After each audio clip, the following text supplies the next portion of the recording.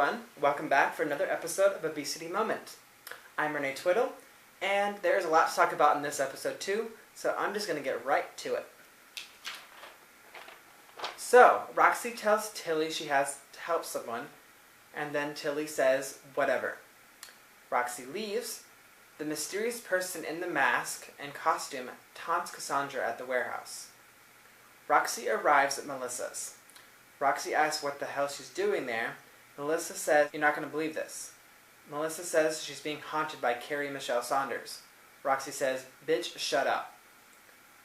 Melissa says, "I'm serious. Will you help me?"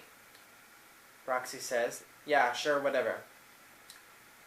And then it switches over to my apartment, and I confront my grandmother about the mysterious woman at my mother's grave. My grandmother says she's trying to protect everyone, especially from Claudia. And then I tell my grandmother just to call her that my mother is dead and there's no reason to protect her anymore because my mother is dead. So Myrtle goes to call Jody.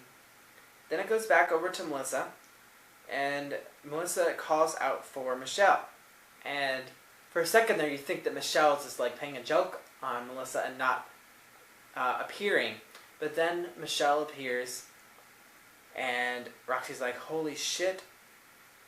And then Roxy apologizes for killing Michelle, and if she actually stayed with Andrew and kept the child and not agreed to work for Claudia, and she never got the money, and she regrets doing it, and Michelle says thank you, and then she disappears.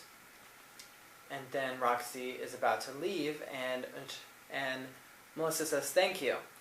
And then Roxy says, "I'm sorry for killing your sister Natasha." And Melissa's like, "Get out of here before I start liking you." And then Melissa goes into the bedroom, and she turns on the light, and she sees Carrie, and she's like, holy shit, I forgot about you. And how am I going to get rid of you? Carrie says she's going to leave Melissa alone, and she's going to go where she's needed. And then Carrie disappears. Veronica arrives home, concerned about Cassandra. Melissa says there's nothing to worry about, she's just blowing off steam.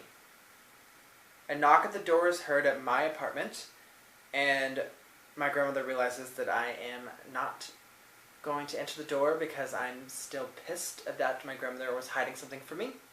So I'm on the computer, which is over here at the time, and I'm just at the computer, and my grandmother gets out of the bed, and that's the end of episode 5.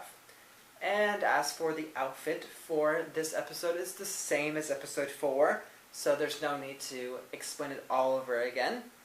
And that is it for today's episode. Thank you for watching, and I will see you in the next episode.